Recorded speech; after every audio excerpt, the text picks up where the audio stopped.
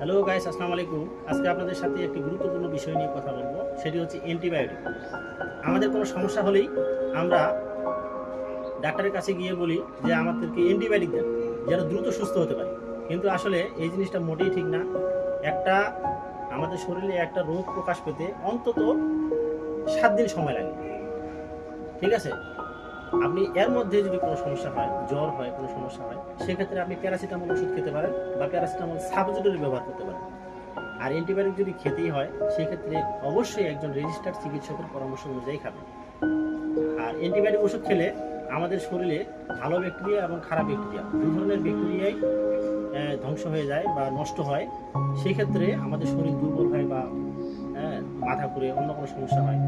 তো সেই ক্ষেত্রে এই ঘাটতিটা পূরণ করতে আমরা দই খেতে পারি। দইয়ের মধ্যে অনেক ভালো ব্যাকটেরিয়া আছে, যেগুলো আমাদের শরীরে এই ঘাটতিগুলো পূরণ করে দেয়।